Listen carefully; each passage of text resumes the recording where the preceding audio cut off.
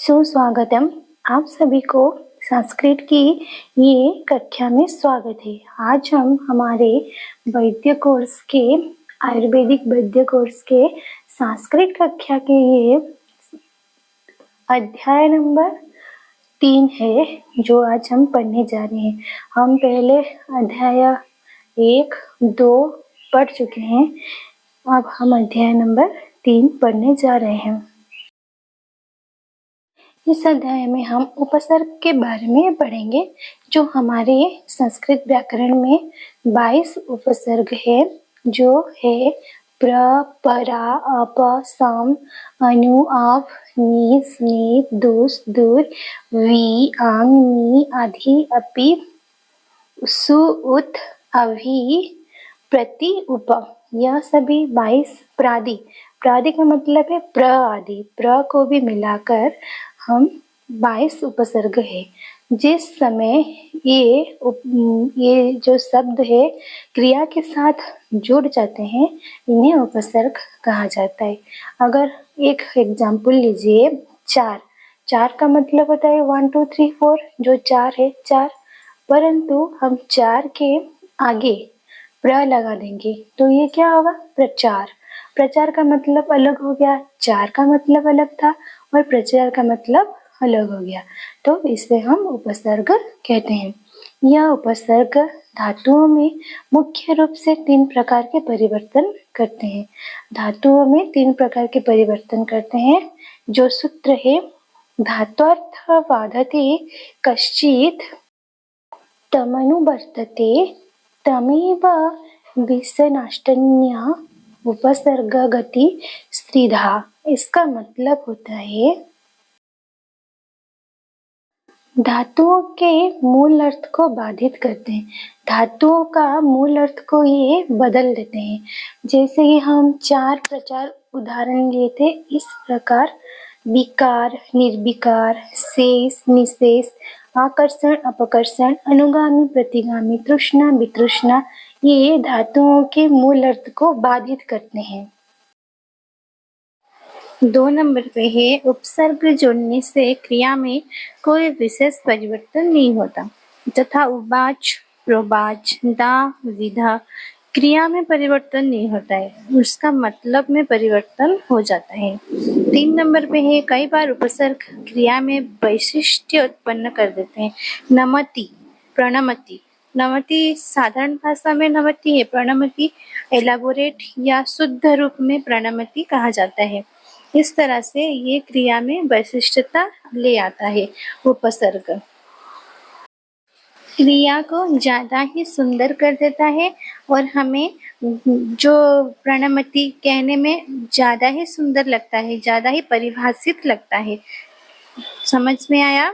आप सबको हम एक बात बता रहे हैं। हम ये हमारा तीसरा अध्याय है। जब हम छठा अध्याय पढ़ेंगे उसके बाद हम एक एग्जाम रखेंगे।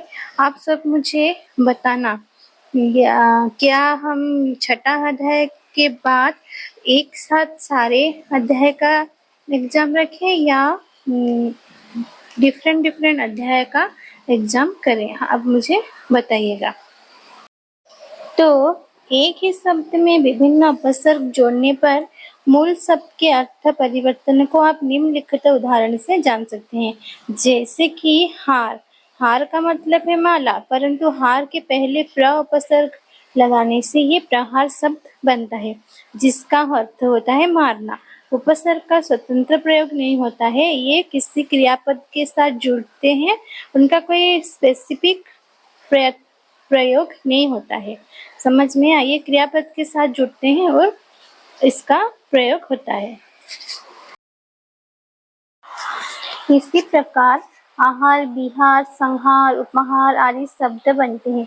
प्रयुक्तहार, प्रहार, इसका मतलब है आक्रमण करना। आयुक्तहार, आहार, इसका मतलब है भोजन करना। समयुक्तहार, संहार, जिसका मतलब होता है विनाश करना। वियुक्तहार, विहार, जिसका मतलब होता है दमन करना। परियुक्तहार, परिहार, जिसका मतलब है परिहार कर देना। आप सबको समझ में आया उपसर्ग कैसे क्रियापद से जुड़ने के बाद नए नए शब्द बनते हैं। तो अभी आता है उपसर्गों की संख्या। उपसर्ग 22 संख्या में होते हैं, जो हम कहे थे प्र, परा, अपसम, अनु, अव, नि, स्नि, दुस, दूर, वी, आंग, नी, आधि, अपि, अति, सु, उत और उत, अवि, प्रति, परि, उप। उपसर्ग का सूत्र क्या है? उपसर्ग का सूत्र है उपसर्गः क्रिया योगे है।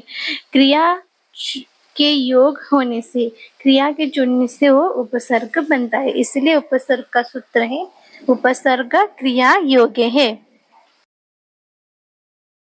तो चलिए हम उपसर्ग के बारे में, जो डिफरेंट टाइप का उपसर्ग है उन सभी का एग्जाम्पल जानते हैं। प्र उपसर्ग क्या है? अगर किसी धातु में प्र उपसर्ग लग गया तो अधिक या आगे या यस अर्थ दिलाने वाला शब्द हो जाता है। जैसे कि प्रयुक्त भवती, ये भू धातु है, भवती के साथ प्रयुक्त हो गया तो ये प्रभवती हो गया। जो प्रभाव या प्रभाती है, प्रभात करती है, प्रभावित करती है, उसका मतलब है प्रभावित करना।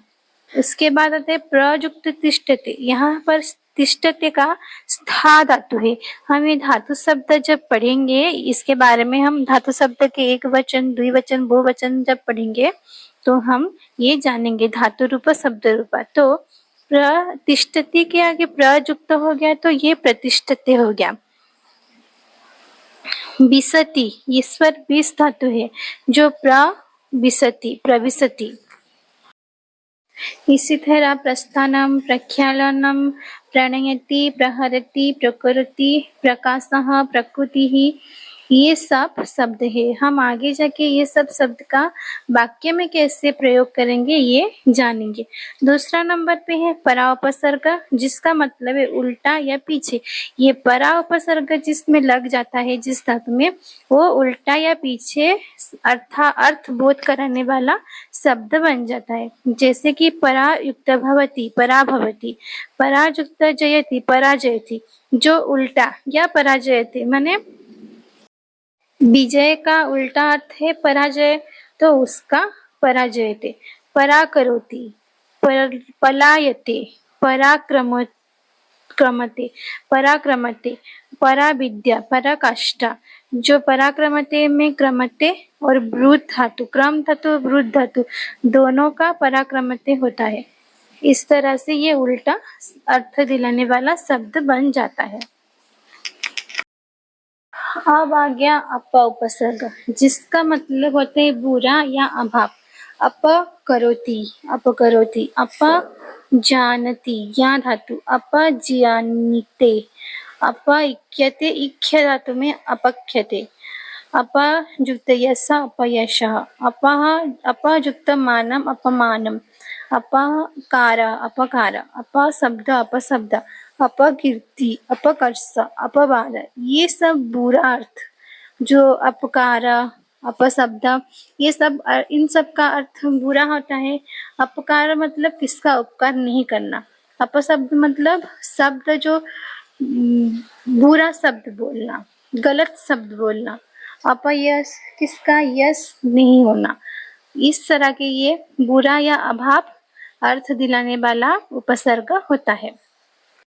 इसके बाद आता है सम उपसर्ग, जो अच्छी तरह से, भली भांति। इसका मतलब ये अच्छी तरह या भली भांति अर्थ देता है। सम युक्त भवति, संभवति, सम युक्त आगच्छति, समागच्छति, सम युक्त गृहति, संगृहति, सम युक्त भासते, संभासते, संकल्प, संतोष, संचार, संलग्न, संयोग। ये अच्छी तरह या अच्छा अर्थ दिलाता है ये उपसर्ग। सम अगर किसी भी शब्द में जुड़ जाता है, संचार, संतोष, संलग्न, संयोग, संभासते, भली भांति ये अर्थ देता है। इसके बाद आ गया है अनु। अनु का अर्थ पीछे। अनुयुक्त गच्छति, अनुगच्छति, अनुयुक्त चलति, अनुचलति, अनुयुक्त मोदते, अनुमोदते।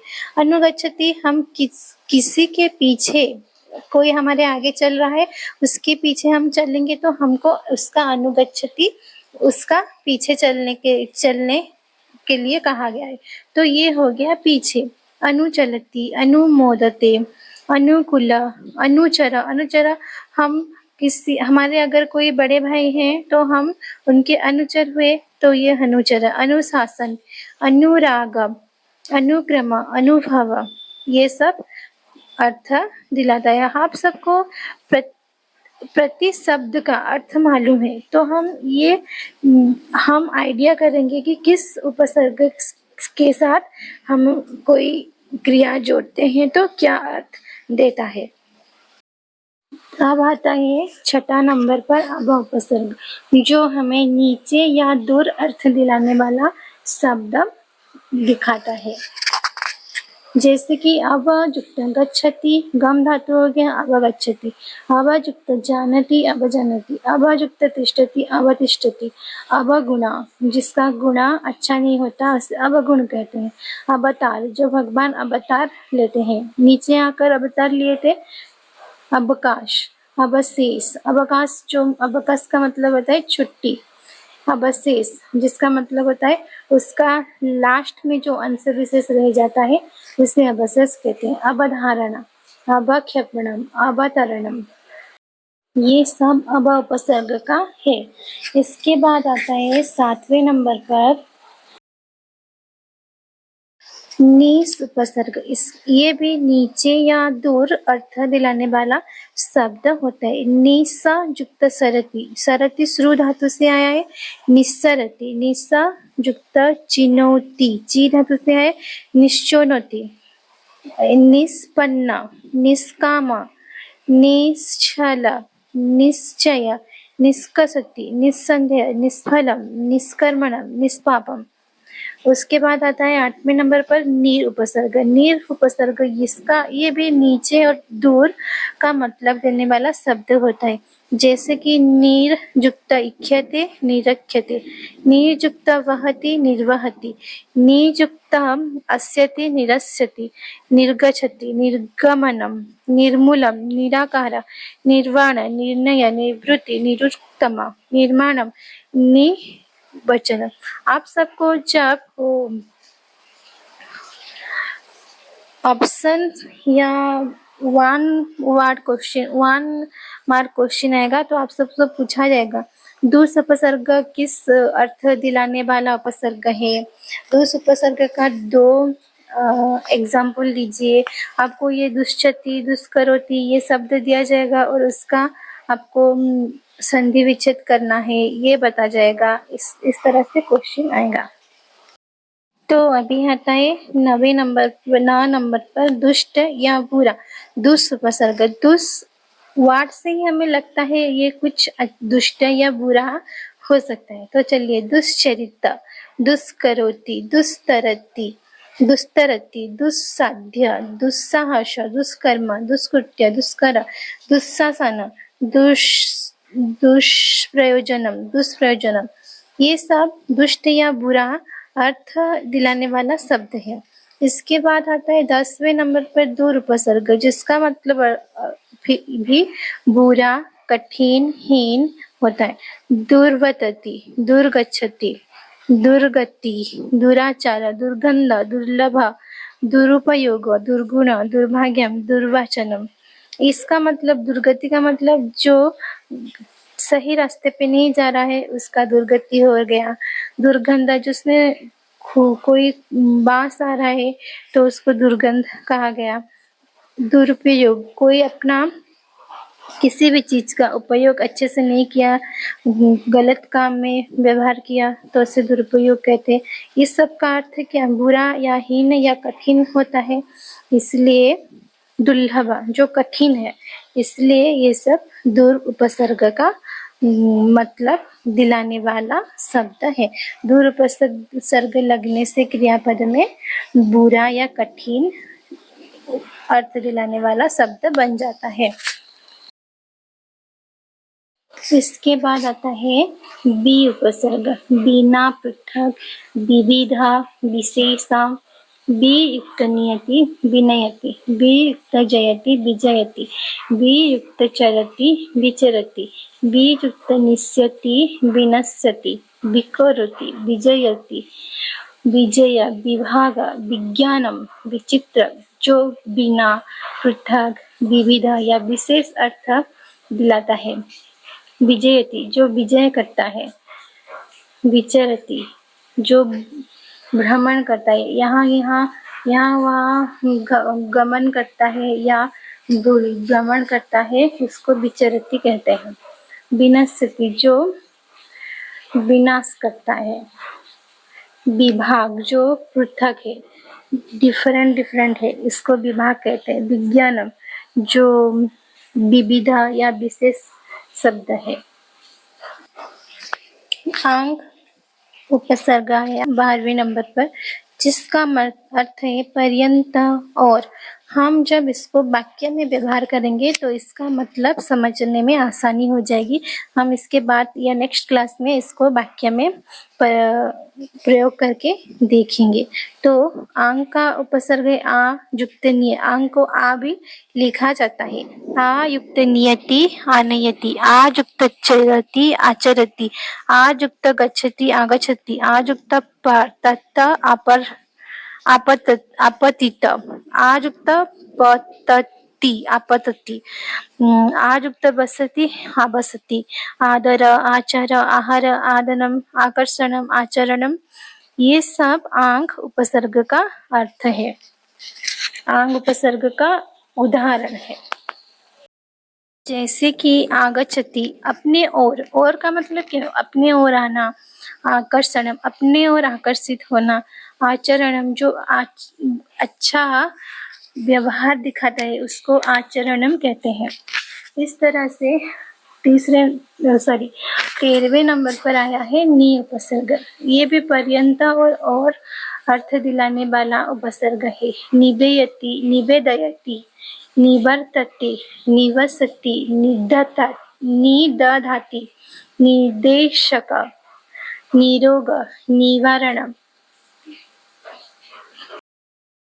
निवेदयति का मतलब रिक्वेस्ट करना, निर्देशक का निर्देश देना। ये सब नि उपसर्ग का शब्द है, जो नि उपसर्ग का अर्थ दिलाने वाला शब्द है।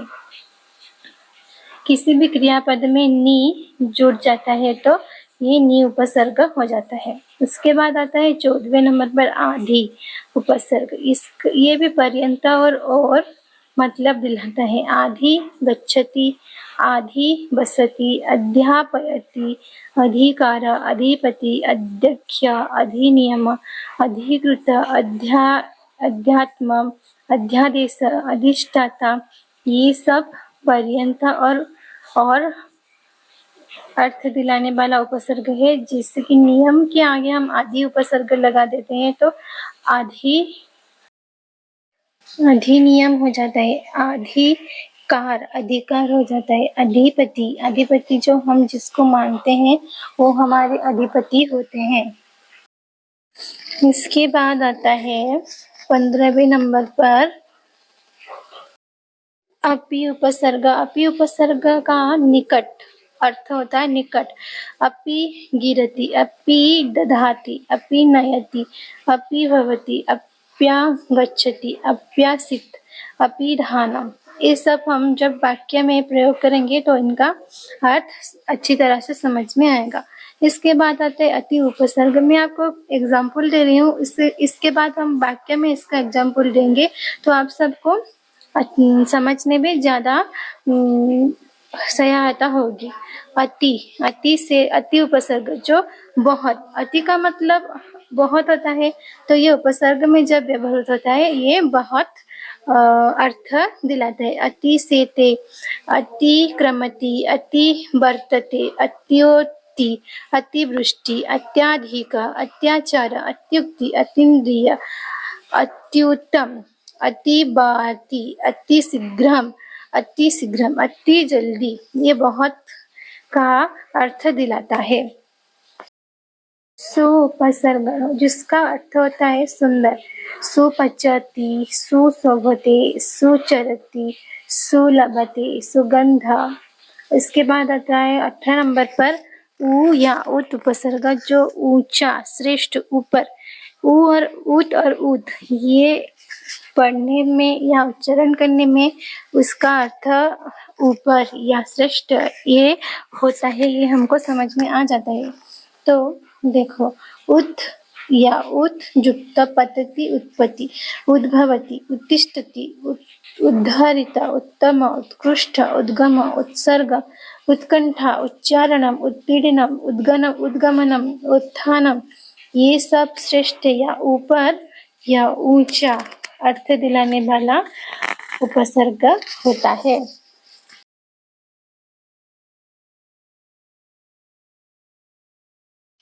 19 नंबर पर आता है अभी उपसर्ग। इसका मतलब होता है और पास। अभी भवति, अभियुक्त, गच्छति, अभिगच्छति, अभियुक्त, दधाति, दधाति धा धातु से आ रहा है। अभी दधाति, अभिकल्पते, अभ्युदय, अभिष्ट, अभ्यास, अभ्यागत, अभिषेक, अभ्यर्थी। आप सब अभिषेक, अभिष्ट, अभ्युदय, अभ्यास, अभ्यागत, अभ्यर्थी ये सब का मतलब जानते हैं। हम ये सब जब वाक्य में प्रयोग करेंगे तो और क्लियर हो जाएंगे। इसके बाद आता है 20 नंबर पर प्रति उपसर्ग। प्रति उपसर्ग का मतलब होता है और या उल्टा। प्रति करोति, प्रति गृहति, प्रति बदति, प्रतिकुल, प्रतिकूल। प्रतिकूल का मतलब अनुकूल जिसका उल्टा होता है प्रतिकूल। प्रति एक, प्रत्येक, प्रतीक्षा, प्रतिहिंसा, प्रत्युत्तरम। प्रत्युत्तरम हम किसी को कोई हमें एक बात बोलता है तो उसकी बात का हम उत्तर देते हैं तो इसका मतलब प्रत्युत्तरम होता है। प्रतिदिनम ये सब उल्टा या और अर्थ दिलाने वाला उपसर्ग या शब्द बन जाता है जब ये प्रति उपसर्ग क्रिया के साथ जुड़ता है। तो इनके बाद आता है लास्ट दो उपसर्ग जो है परि और उपसर्ग। परि का अर्थ होता है चारों ओर। परीक्षते, परिक्रमते, परिसीमा, परिपूर्ण, परिहार, परिश्रम, परिणाम, परिमाण, परिमार्जन ये अर्थ होता है चारों ओर से। परि का मतलब होता है परिसीमा। हमें कोई भी गृह या कोई भी वृत्त या आयतक्षेत्र उनका परिसीमा मापा जाता है तो ये चारों ओर का परिसीमा होता है। चारों ओर का जो है ये कितने ओर से विस्तृत हुआ है उसको हम परिसीमा कहते हैं। तो परि उपसर्ग जिस क्रिया में लगता है वो अर्थ देता है, चारों ओर का अर्थ देता है।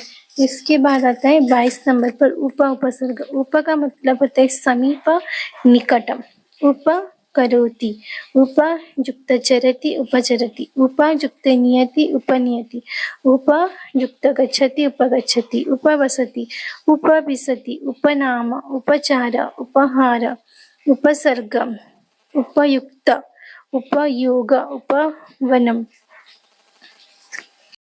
उपकरोति का मतलब उपकार करना। उपनेति का मतलब विवाह करना।